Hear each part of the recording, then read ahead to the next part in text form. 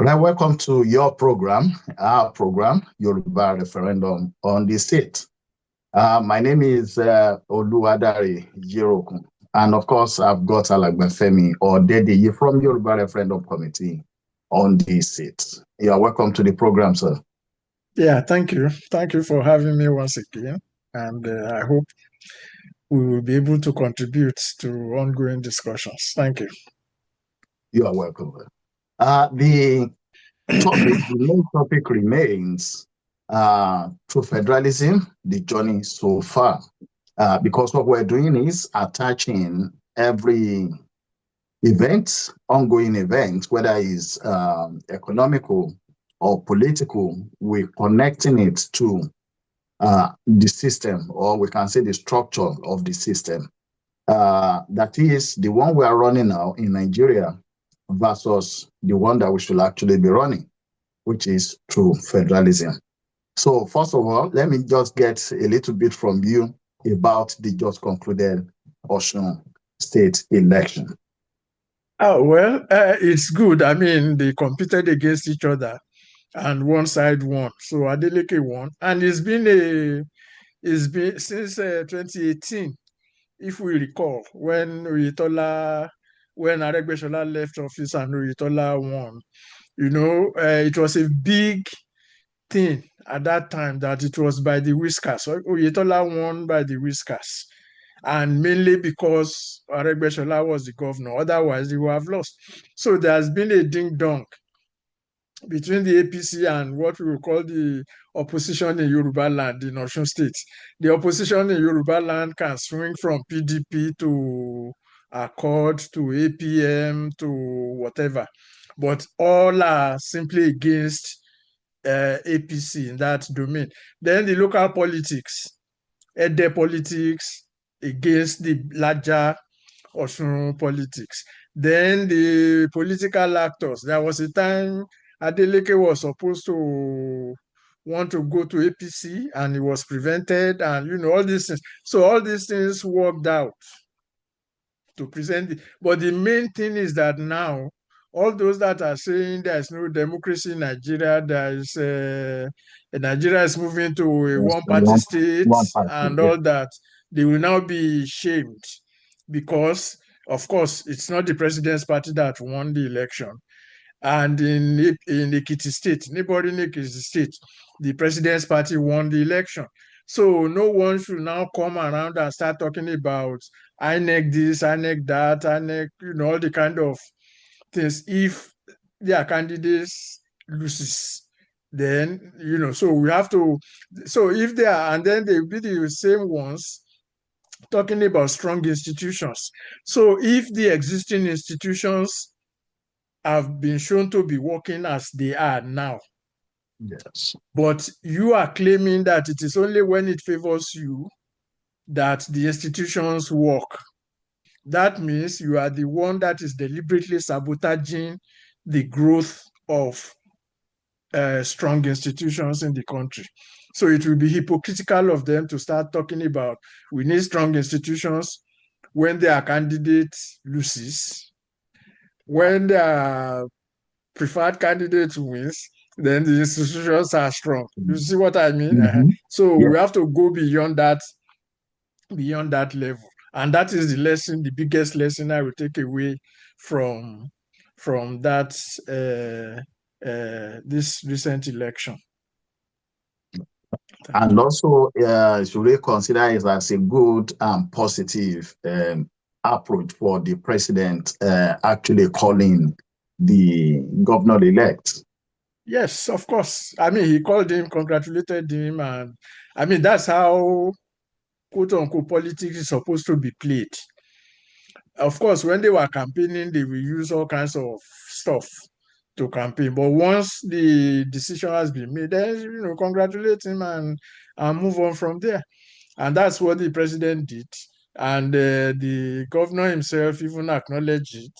It's like, okay, it's like even in the First Republic, when we talk about AG, NCS, they used to abuse, and with songs, Papa, they will be going around singing songs of abuse, and even in the same family.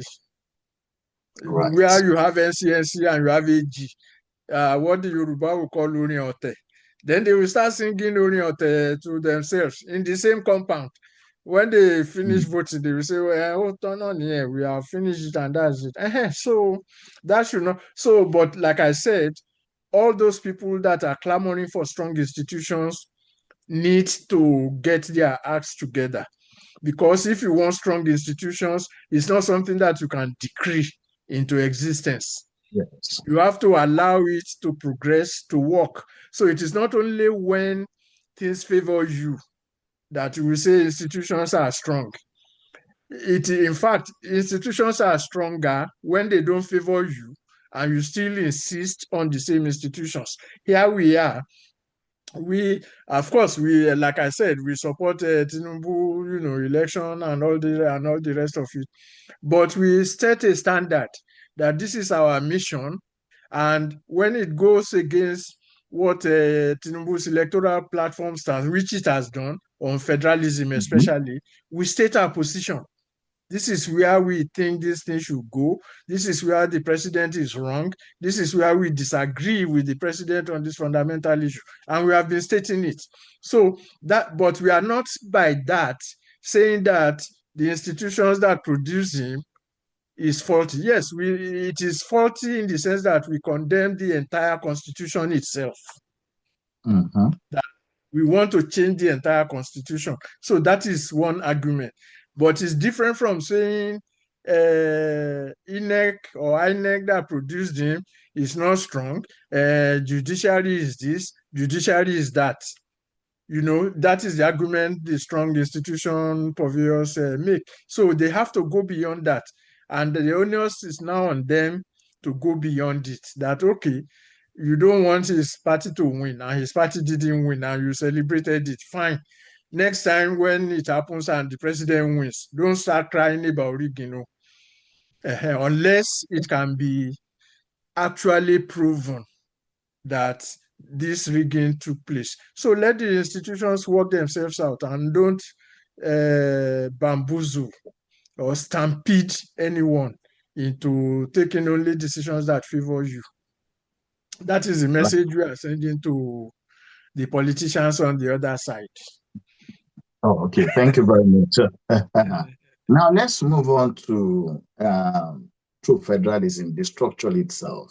Yes. And we're connecting it to events around the just concluded gubernatorial election in Osun State. Yes.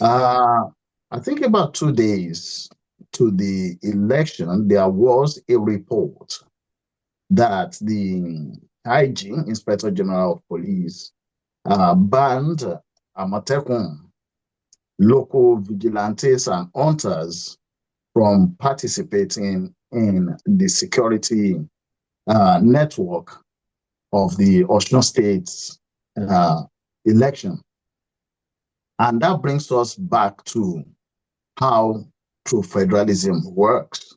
Now, good enough that everything went on well. I mean, politics, there will be a couple of things, even in the Western world. There will still be a little bit of things here and there. But at the end of the day, we've not seen where we can claim that, okay, the presidency, because it's the ruling party, use the police to, to control or to subvert what is meant to have happened in Osun State. However, we need to come back to these aspects of the state police, which many of us have celebrated. However, Yorubaref August committee kept on saying that as long as the state police itself is under the control of the central government, we cannot say that we have true federalism, because that means the federating unit, assuming that we take the states as the federating unit, are still under the control of the central. So let me bring you right back into that for the IG to have banned Amotekun, which happens to be a formation by the state government, and other local vigilantes and co. What does this spell for federalism? Yeah, in fact, that's exactly what we are saying about federalism, federating units, and what they call state police. Because one, Amotekun is a local initiative, right? The hunters and all the rest, they are people living in Osun State, using Osun State as an example. So if you are now telling the people in Osun State that they cannot manage their own affairs through all these agencies that they have set up, then what you have done is simply to take away the ability of people to manage themselves in general. That is, without the center, we can't do anything. And that's what we keep saying, that federalism means the relationship between the federating unit and the center, and anything that the federating unit wants to do should be localized in that federating center. So if you don't want Amotekun to be active in local elections, what you are saying is that the people cannot be active in their own elections. So if you are saying, but Amotekun can be used, well, the police can also be used. Anything can be used by anybody. But then the control now comes into the equation. So the center, the federal government, through the Inspector General of Police, is now saying, okay, you people of Osun State, you cannot even manage yourselves. We have to come in to help you manage it. And we are saying that has nothing to do with federalism. In fact, it's a negation of federalism. And like we said earlier, when we talk about strong institutions and strong stuff like that, we are also talking about strong societies, because institutions don't exist outside the society. So if people in Osun State, through their Amotekun, cannot have control over their own elections, you are not building a strong society. And federalism means building a strong society, because once the federating units have their ability to manage themselves, then they become stronger in the process. So when you now separate that policing activity and vest it in the central government, and then even the local initiatives that they have, you removed it and vested it. So the whole thing is anti-federal. And that's what we are saying. So if you even have a state police as they have designed it, right? The state police will also, at least they said the commissioner will be chosen, the commissioner of police will be chosen by the state and under the direction of the federal police commissioner or whatever it is. So, so even by that, the mere fact that they are still under federal control in terms of selection of this and that, you have simply withdrawn the power of the people, and you are telling the people that they have no capacity to govern themselves. And if we are talking about Yoruba people or any other nationality, but I'm talking about Yoruba people now, Yeah. we Yoruba people, we say we have certain qualities. We have Omoluabi, we have this, we have that.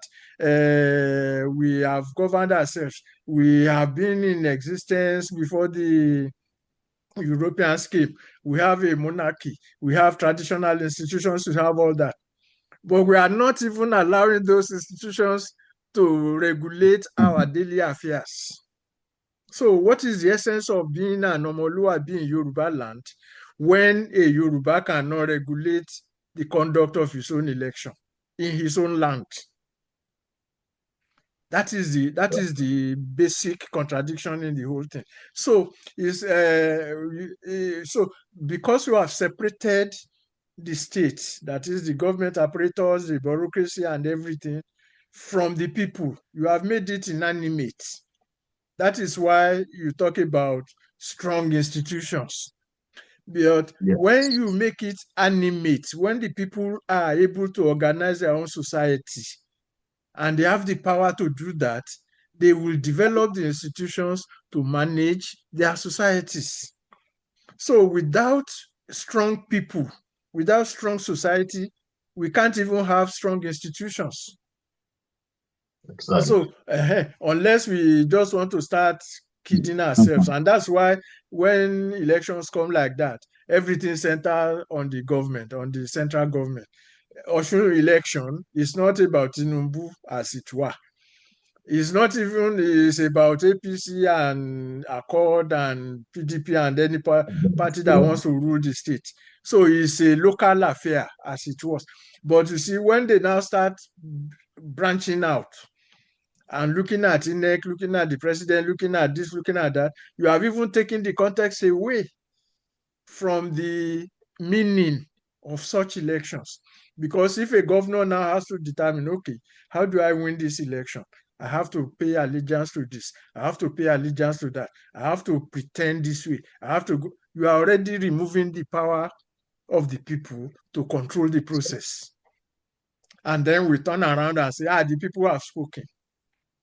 So that is the problem.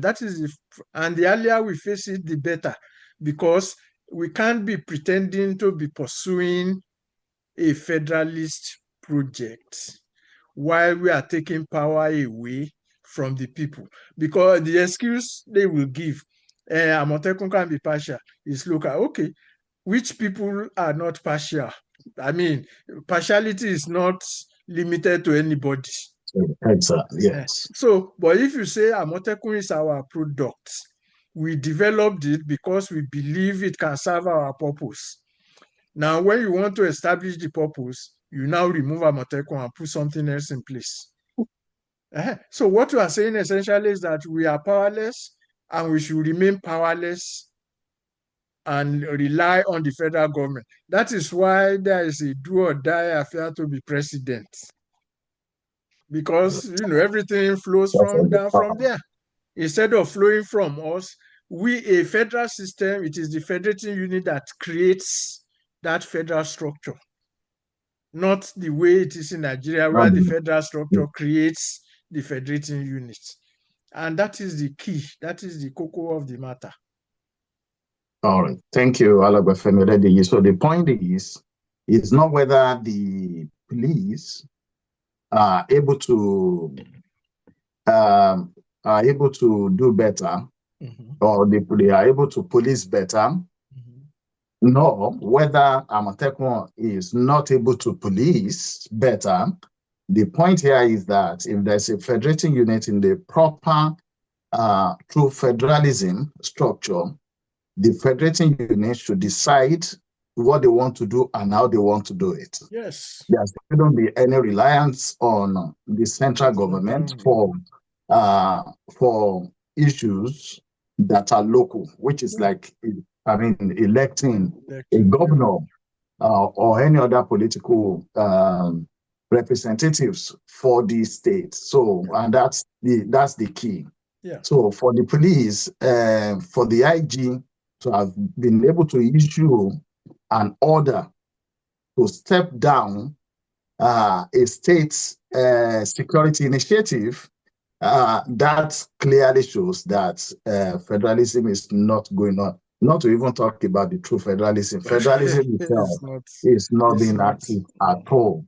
And I hope we get that across to the people that are watching us. Let's move on to the second aspect, or the second part of today's program. There is a video of Pastor Tunde Bakare that is circulating at the moment.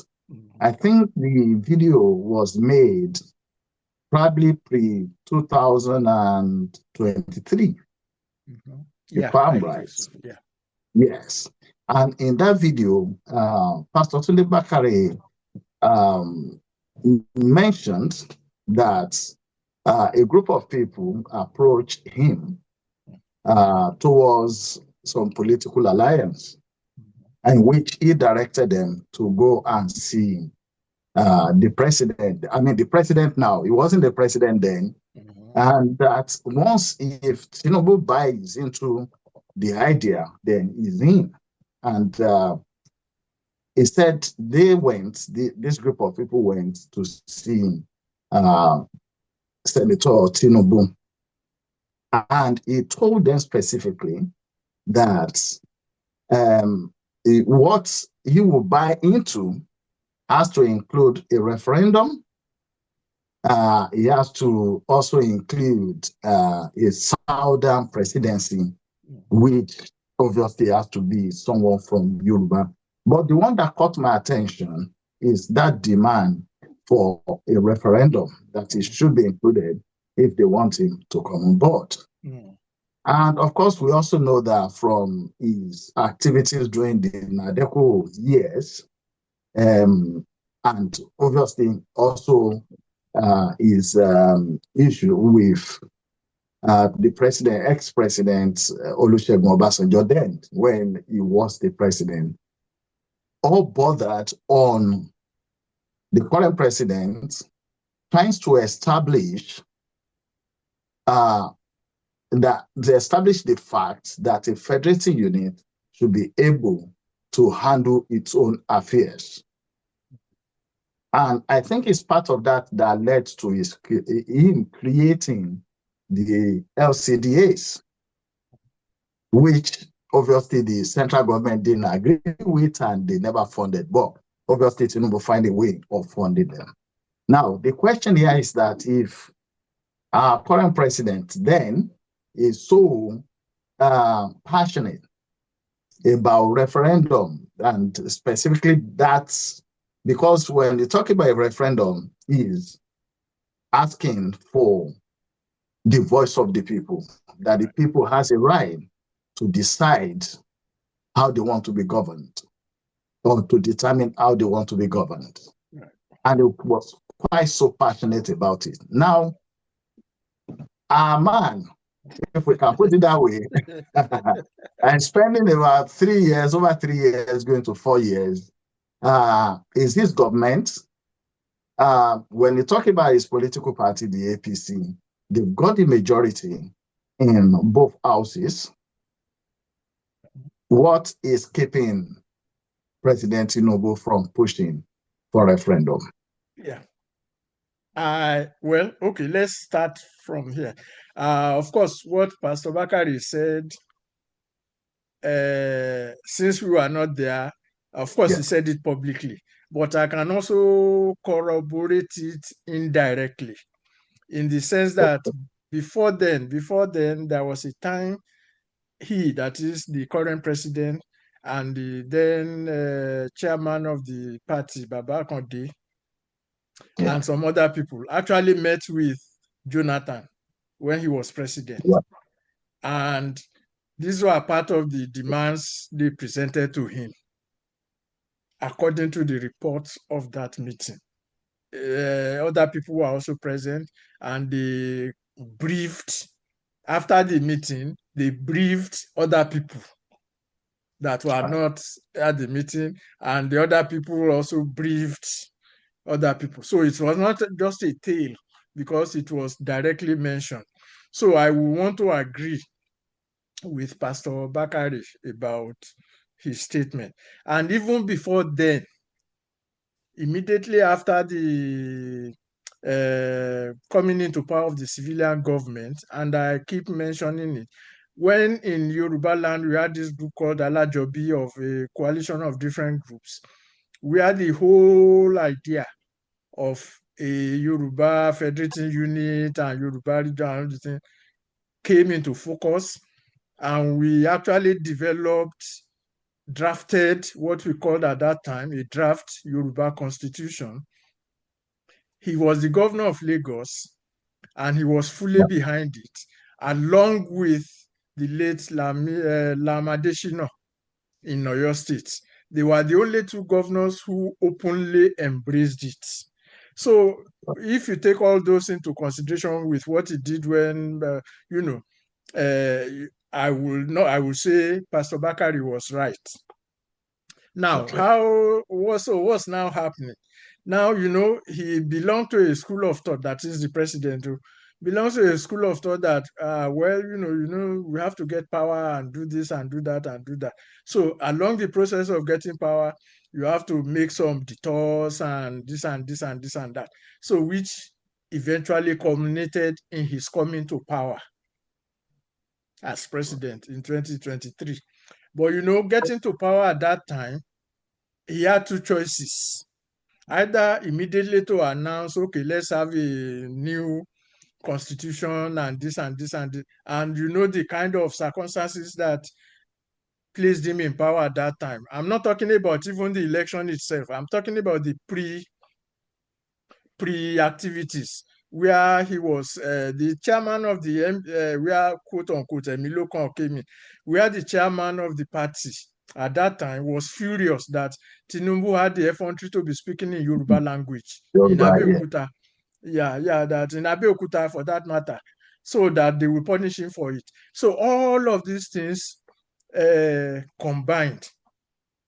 And then when he got to power now, if he had gone that route and said, okay, yeah, let's do this, there would probably have been some kind of violent reaction.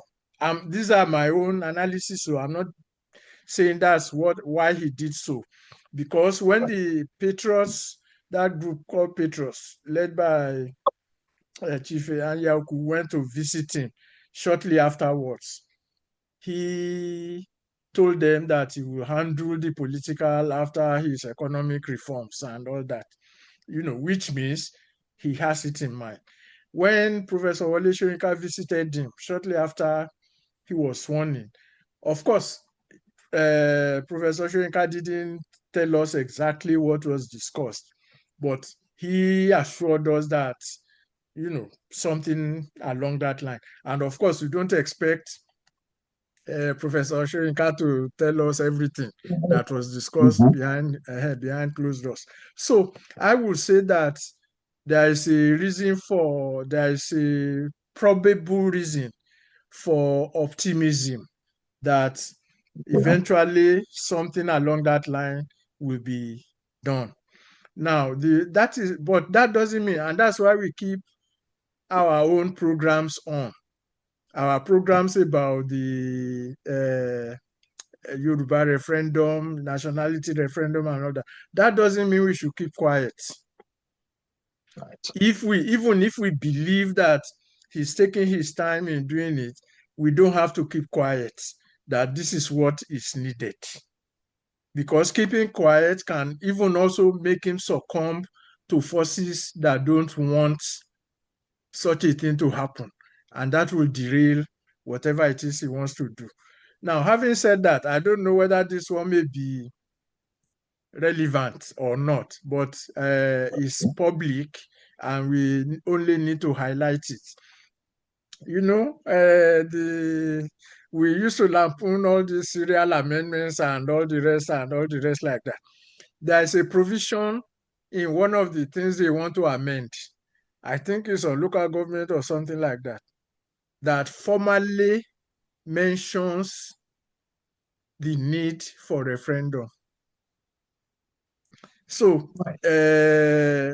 when we raise the issue of referendum, the first question people ask is, but there's no legal justification for it.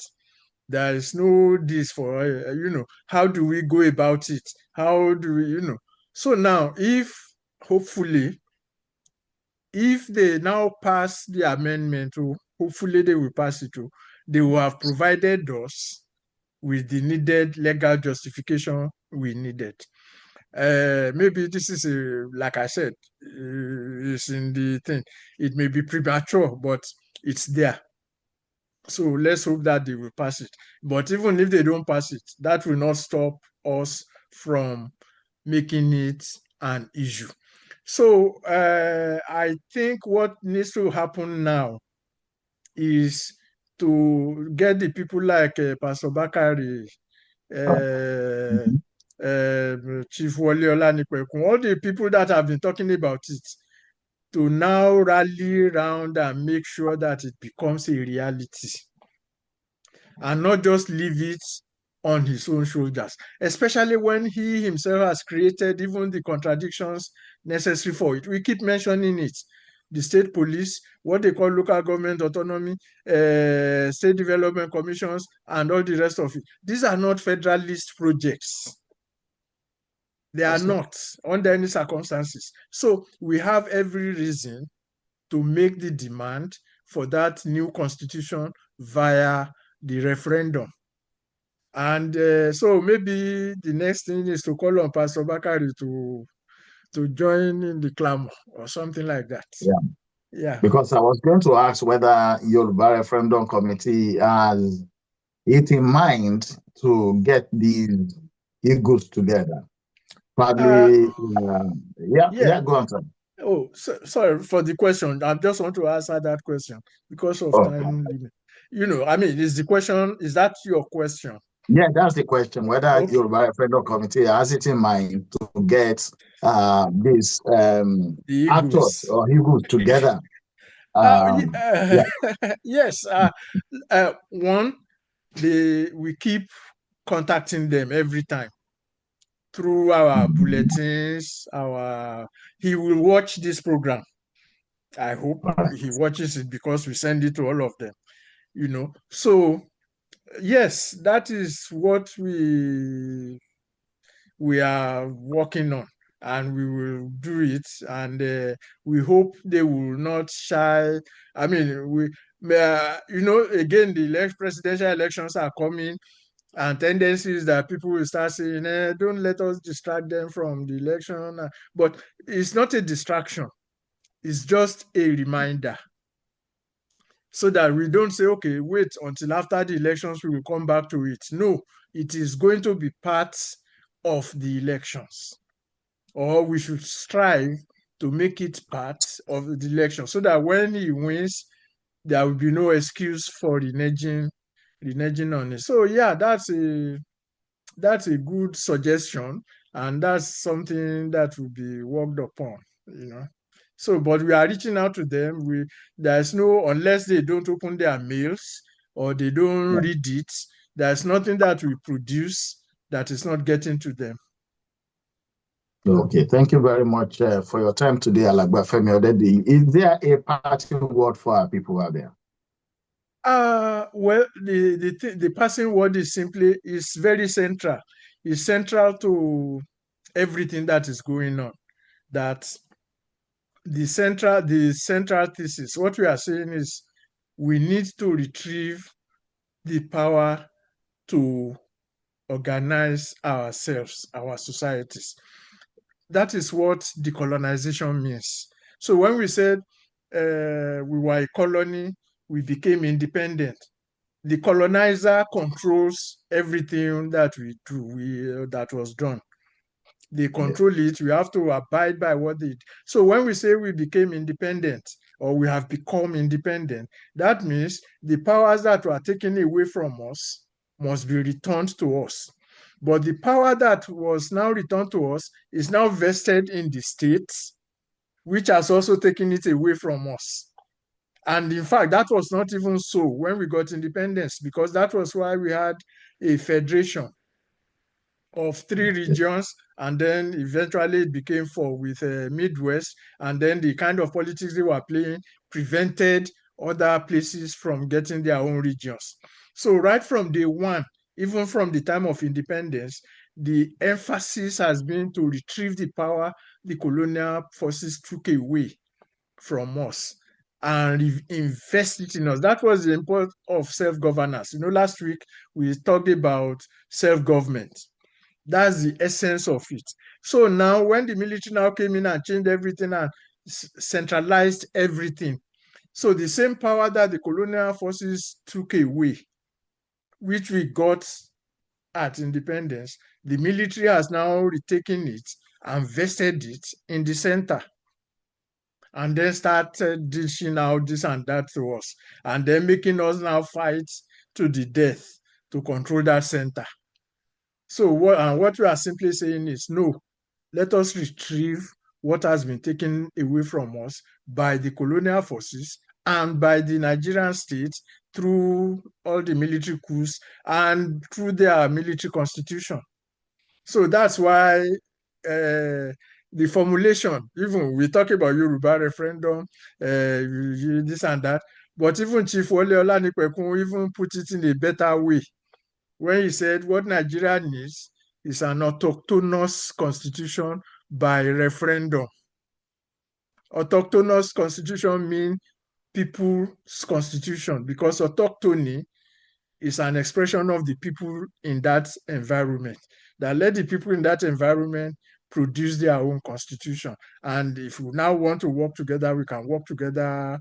And that is the import of saying it is the federating unit that creates the center. So I think that is a good summary, Abby. I'm not a teacher, but I hope it's a good summary. Yeah. Thank you. Right. So thank you so much, Femi Odediji, for today. And most importantly, all our listeners and those that are watching us, thank you for joining on. Please remember that if you want to get in touch, send your message either as a chat to this video on YouTube, or you can send it to yorubaref@gmail.com. Remember, we are back here next Sunday, same time, that is 8 p.m. UK time, and do have a wonderful week.